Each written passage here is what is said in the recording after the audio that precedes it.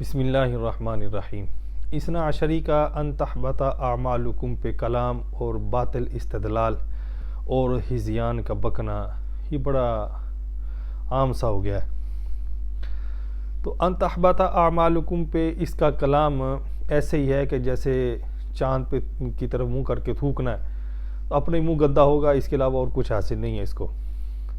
تو ان تحبط اعمالکم میں سب سے پہلے میں یہ بات عرض کر دوں کہ یہ قاعدہ ہے عربی کلام کا، اور اسی طرح قرآن مجید فرقان حمیدی کا اسلوب ہے کہ جب بھی کسی امر پر صراحتاً دلالت مقصود ہو تو اس وقت اس کو صیغہ ماضی کے ساتھ تعبیر کیا جاتا ہے۔ ایسا نہیں ہوتا کہ یہاں پر دلالت صراحتاً مقصود ہو اور وہاں پر مضارع ذکر کر دیا جائے، ایسا کبھی نہیں ہوتا۔ آپ قرآن مجید فرقان حمید کی تلاوت کریں تو آپ کو ان الذین کفروا سواء علیہم انذرتم ام لم تنذرہم لا یؤمنون، اس یہاں پر جو ان الذین کفروا ہے، کفروا کفرا کفرا کفروا سے ہے، یہ جمع مذکر غائب ہے، فعل ماضی مطلق معروف ہے۔ اب کفروا یعنی کفار کی جمع ہے، تو یہاں پر کیا مراد ہے؟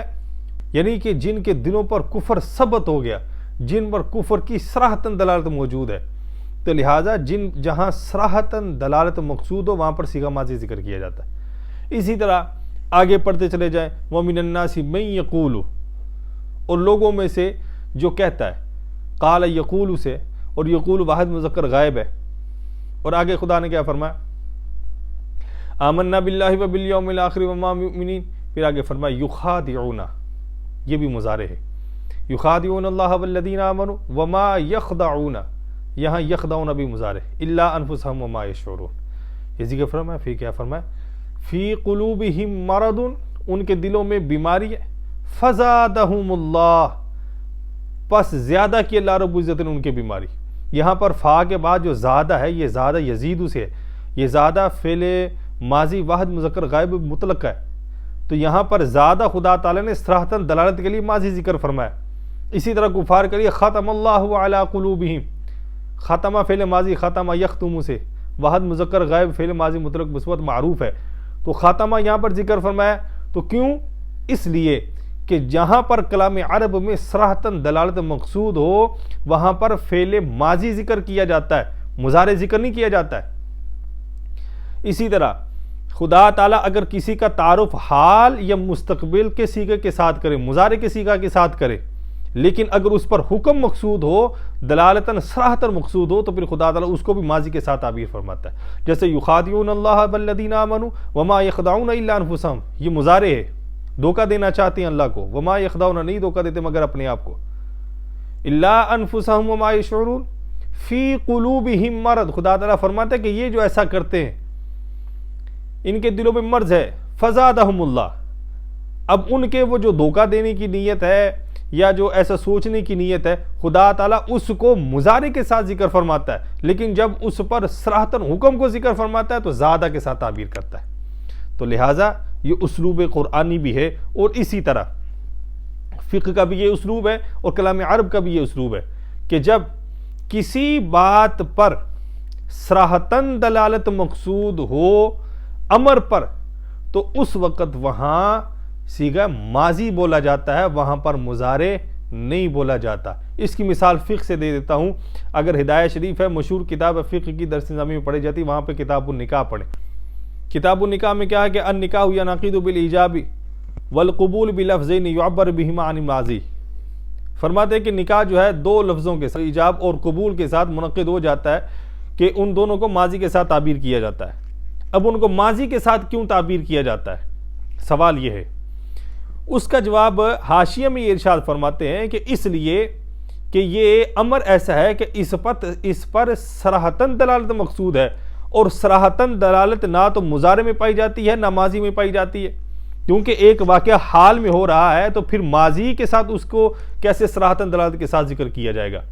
وہ ماضی تو گزرے زمانے پر دلالت کرتی ہے، اور یہ نکاح تو اب ہو رہا ہے، اور اگر یہاں پر مضارع بولا جائے تو پھر احتمال مستقبل کا بھی ہے، تو لہٰذا صراحتاً دلالت نہیں ہوئی۔ تو لہٰذا امر میں صراحتاً دلالت مقصود ہوتی ہے جب کسی پر حکم ثابت کرنا ہو۔ تو کیا فرمایا کہ یہاں پر ہم نے جو ماضی ہے اس کو انشاء کے معنی میں ذکر کیا ہے، کیونکہ انشاء کا معنی یہ ہوتا ہے کہ عدم کو وجود میں لانا، اور ایسی شے کہ جو ثابت نہ ہو اس کو ثابت کرنا. اب نکاح کرنے سے پہلے معدوم تھا، اس کا ثبوت نہیں تھا، اب اس کو وجود میں لانے کے لیے، اس کو ثابت کرنے کے لیے یہاں پر صیغہ ماضی کے ساتھ کہا گیا. تو لہٰذا جہاں بھی امر کا ثبوت مقصود ہو دلالتاً صراحتاً، وہاں پر ہمیشہ صیغہ ماضی بولا جاتا ہے، مضارع کا نہیں بولا جاتا ہے. اب یہاں پر ان تحبط پہ غور کریں. ان تحبط فعل مضارع، اب مضارع میں تو احتمال ہے، اور اگر اس کے بقول یہاں پر شیخین کے معاذلہ اعمال محبوط ہو گئے تو مضارع کے ساتھ تو صراحتاً دلالت ثابت ہی نہیں ہوتی ہے، تو نے کہاں سے اس کو ثابت کر لیا؟ ہاں معاذ اللہ، اگر تو یہاں پر ماضی کے ساتھ صراحتاً دلالت ہوتی تو پتہ چلتا کہ معاذ اللہ ان کے اعمال محبوط ہو گئے. ایسا تو ذکر وہاں پر موجود ہی نہیں ہے. ایک بات. اور دوسری بات کہ جب مضارع پر ان ناصبہ داخل ہوا تو اس کے دو اثر ہوتے ہیں، ایک لفظی اور ایک معنوی. لفظی اثر یہ ہوتا ہے کہ یہ مضارع کے آخر کو نصب دیتا ہے، اور معنوی اثر یہ ہوتا ہے کہ یہ مضارع کے معنی کو مستقبل کے ساتھ خاص کر دیتا ہے. تو خدا تعالیٰ نے جب ان تحبط فرمایا تو اس وقت اس کو مستقبل کے ساتھ خاص کر دیا. وہ مستقبل کے ساتھ کیسے خاص ہوا؟ کہ شیخین ان کا جو یہ 3 شان نزول ہیں اس آیت پاک کے، وہ جو شان نزول ہیں، اگر کوئی کہے کہ کوئی اتنی ہجری کا، کوئی اتنی کا، کوئی اتنی کا، تو یہ میں عرض کر دوں کہ اسباب متکرر ہوتے ہیں لیکن کبھی حکم متکرر نہیں ہوتا ہے. تو لہذا اسباب چاہے لاکھ بھی ہو جائے، حکم صرف ایک ہی ہوتا ہے. تو لہذا اس میں چاہے لاکھ بھی اسباب بن جائیں کہ فلاں صحابی فلاں صحابی فلاں صحابی فلاں کے بارے میں نازل ہوئی ہے، لیکن حکم اس کا ایک ہی رہے گا، اسباب متکرر ہو جاتے ہیں، اس میں کوئی اختلاف نہیں ہے. تو لہذا جب رسول اللہ صلی اللہ علیہ وسلم کے قلب مطہر پر یہ آیت پاک نازل ہوئی تو شیخین کا جو فعل ہے وہ آیت کے شان نزول سے پہلے کا ہے کہ بعد کا ہے؟ وہ تو سارے افعال جو ہیں وہ پہلے کے ہیں، تو وہ تو بن گئے ماضی کے ساتھ. تو جب آیت نازل ہو رہی ہے وہ تو ہے مضارع حال، اس کا تعلق حال کے ساتھ ہے. تو لہذا شیخین کا جو فعل ہے وہ تو پہلے گزر چکا. اب خدا تعالیٰ نے آیت پاک نازل فرمائی اور فرمایا ان تحبط، اس کو مستقبل کے ساتھ خاص کر دیے.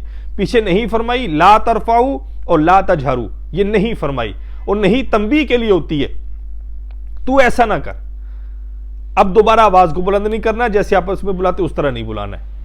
اب یہ خدا تعالیٰ نے تنبیہ فرما دی اور اس کو ان تحبط مستقبل کے ساتھ خاص فرما دیا. گو کہ شیخان کو تنبیہ فرما کے ان کو اس سے ایک طرف کر دیا. اب جو رسول اللہ صلی اللہ علیہ وسلم کی آواز سے آواز کو بلند کرے یا بے ادبی کا معنی مراد لے کر دل میں یا اہانت مراد لے کر ایسا کام کرے گا، اس کے اعمال محبوط کر لیے جائیں گے اور سارے کے سارے عمل اس کے ضائع ہو جائیں گے، چاہے کوئی بھی ہو. تو لہٰذا وہ تو مستقبل کے ساتھ خاص کر دیا. اب اگر مستقبل میں ایسا کرو گے تو تمہارے اعمال محبوط کر لیے جائیں گے. تمام مفسرین نے لکھا کہ جب یہ آیت پاک لا ترفعوا اصواتکم نازل ہوئی تو سیدنا صدیق اکبر رضی اللہ تعالیٰ عنہ عرض کرتے ہیں یا رسول اللہ صلی اللہ علیہ وسلم میری آواز بلند نہیں ہوگی. اور عمر فاروق رضی اللہ تعالیٰ عنہ عرض کرتے ہیں یا رسول اللہ صلی اللہ علیہ وسلم میں اس طرح کلام کیا کروں گا جیسے کوئی رازدارانہ بات اپنے بھائی سے کی جاتی ہے. اور ایسا ہوتا بھی تھا کہ عمر فاروق رضی اللہ تعالیٰ اتنی دھیمی آواز سے کلام کرتے تھے کہ بار بار سننا پڑتا تھا کہ آپ کیا رہے ہیں. اور یہاں تک کہ جب رسول اللہ صلی اللہ علیہ وسلم اس کائنات سے تشریف لے گئے، رسول اللہ صلی اللہ علیہ وسلم کی قبر اطہر کے پاس بھی سید عمر فاروق رضی اللہ تعالیٰ اپنی آواز کسی اور کی آواز بھی بلند نہیں ہونے دیتے تھے. جب آپ کا انتقال ہو گیا تو حبشی بچے تھے جو مسجد میں آواز بلند کر رہے تھے، اور عمر فاروق رضی اللہ تعالیٰ جب سنا تو کہا کہ اگر تم یہاں کے ہوتے مدینہ کے تو میں تمہیں سزا دیتا کہ رسول اللہ صلی اللہ علیہ وسلم کی مسجد میں آوازیں بلند کرتے ہو، اور آپ نے ایک الگ کمرہ بنایا تھا، اگر کسی نے کلام کرنا تو اس میں جا کے کرے، یا رسول اللہ صلی اللہ علیہ وسلم کی مسجد میں آواز بلند نہ کرے. اتنا احترام تھا. تو لہذا جب مستقبل کی بات آئی اولئک الذین امتحن اللہ قلوبہم للتقوی کا حکم ان پر صادق آ گیا. خدا تعالیٰ نے ان کے دلوں کو تقوی کے ساتھ بھر دیا. تو پھر ان کا تقوی کیسا تھا کہ قبر رسول اللہ صلی اللہ علیہ وسلم کا بھی احترام تھا.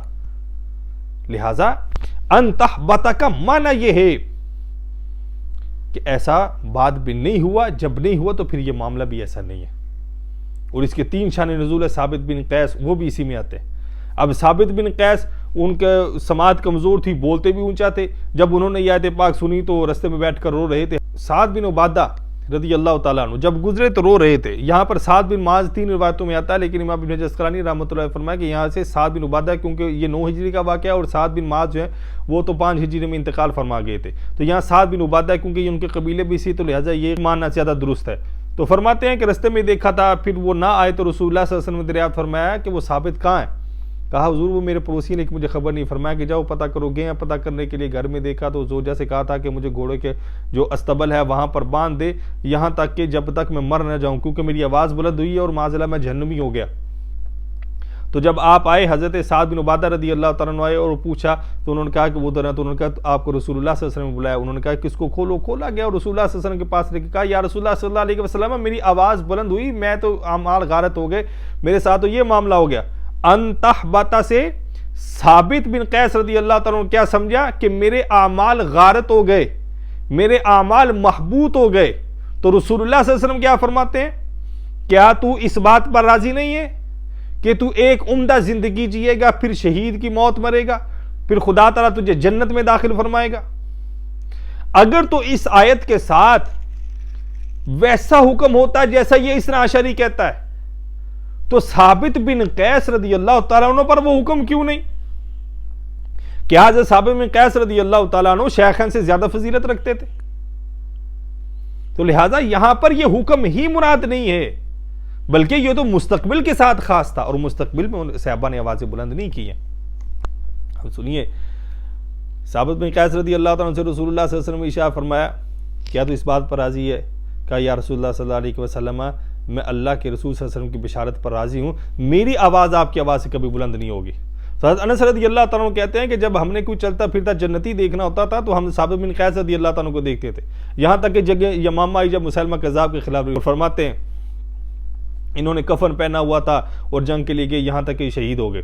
شہید ہونے کے بعد یہ کسی صحابی کے خواب میں اور فرمایا کہ میری ذرا فلاں نے اتار لی ہے اور اتار کر فلاں جگہ پر گھوڑے کے پاس ایک پتھر کا برتن اس کے نیچے رکھی ہوئی ہے، اور وہاں سے وہ ذرا نکال لو. خالد بن ولید رضی اللہ تعالیٰ عنہ سے کہنا کہ وہ نکال لیں، پھر ابوبکر صدیق رضی اللہ تعالیٰ عنہ کے پاس جانا اور کہنا کہ مجھ پر قرض ہے اس کو ادا کر دیجیے، اور جو میرا غلام ہے وہ آزاد ہے. اب جب وہ خواب میں کہتے ہیں تو جناب صدیق اکبر رضی اللہ تعالیٰ عنہ کے بارے میں کہتے ہیں کہ خلیفۃ رسول اللہ صلی اللہ علیہ وسلم، کہ جو رسول اللہ صلی اللہ علیہ وسلم کے خلیفہ ہیں. اب نبی علیہ الصلوۃ والسلام اسی آیت سے ڈرنے والے ثابت بن قیس رضی اللہ تعالیٰ عنہ ان پر حکم صادر نہیں فرماتے ہیں حبط اعمال کا، ان کو شہادت کی بشارت سناتے ہیں، ان کو جنتی بھی فرماتے ہیں. پھر رسول اللہ صلی اللہ علیہ وسلم کی بشارت کے ساتھ ہوئے جنتی وہ جناب صدیق اکبر رضی اللہ تعالیٰ کو نبی صلی اللہ علیہ وسلم کا خلیفہ بتاتے ہیں، رسول اللہ صلی اللہ علیہ وسلم کا خلیفہ بتاتے ہیں. تو لہٰذا ان کا یہ کہنا اس بات پر بین دلیل ہے کہ شیخین کے اعمال حبط نہیں ہوئے تھے، بلکہ یہ اس اثنا عشری کے باطل استدلالات ہیں کہ جو نکالتا ہے 15ویں صدی میں آ کر. اگر معاذ اللہ ایسا معاملہ تھا تو سیدتنا عائشہ صدیقہ رضی اللہ تعالیٰ عنہ آپ تو یہ فرماتی ہیں کہ رسول اللہ صلی اللہ تعالیٰ علیہ وسلم بڑے مہربان ہوتے تھے، بڑی رحمت و شفقت کیا کرتے تھے، لیکن اگر کوئی خدا کے حکم کی خلاف ورزی کر لیتا تو رسول اللہ صلی اللہ علیہ وسلم سے بڑھ کر کوئی غضبناک نہ ہوتا. اور یہاں پر اتنا بڑا حکم اور پھر اس پر ارتداد، اس پر کفر، اور رسول اللہ صلی اللہ علیہ وسلم اس پر خاموش رہ جائے. تو یہ اعتراض تو شیخین پر نہیں رضوان اللہ علیہ مجمعین، بلکہ حقیقتاً رسول اللہ صلی اللہ علیہ وسلم کی ذات پر کر رہا ہے کہ انہوں نے خدا کے حکم کو نافذ نہیں فرمایا. معاذ اللہ نقل کفر نہ باشد.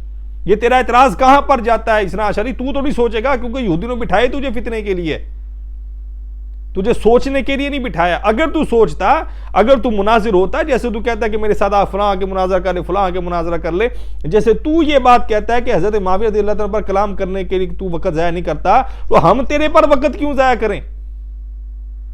ہم یہ باتیں صرف عوام اہل سنت ان کو بچانے کے لیے تجھے فتنے سے ذکر کرتے ہیں. ہم جانتے ہیں کہ تو ایمان والا نہیں ہے، ہم جانتے ہیں کہ تیرا اسلام سے کوئی تعلق نہیں.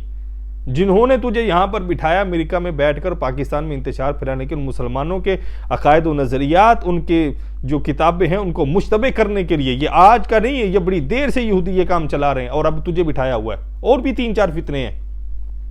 لہذا میں یہ نہیں کہوں گا کہ تو سوچ اس بات کو، نہ ہی تو نے سوچنا ہے، تو نے بس فتنہ ڈالنا ہے، آگے لگانی ہے، آگے بڑھنا ہے. تیرا یہی کام ہے، یہ مشن ہوتا ہے تیرا، اور کوئی ان لوگوں کا مشن ہے اور کچھ نہیں ہے یہ.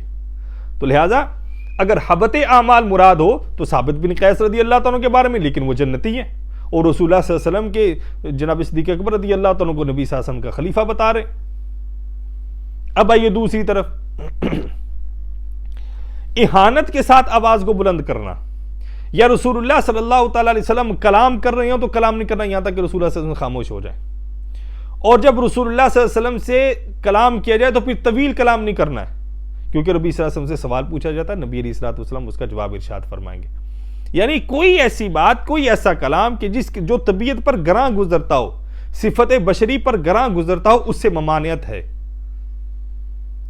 اب اس میں اہانت کی اگر نیت ہو تو پھر حبت اعمال ہو جائیں گے اہانت کی نیت کے ساتھ۔ اس فتنے کو پہچانیے اور اسی سے اپنے دامنوں کو محفوظ رکھیے تاکہ بروز محشر رسول اللہ صلی اللہ علیہ وسلم کے سامنے عقیدہ اور نظریہ مضبوط ہونے کی حیثیت سے پیش ہوں۔ اللہ رب العزت ہمارے ایمان اور عقیدے کی حفاظت فرمائے۔ السلام علیکم ورحمۃ اللہ وبرکاتہ۔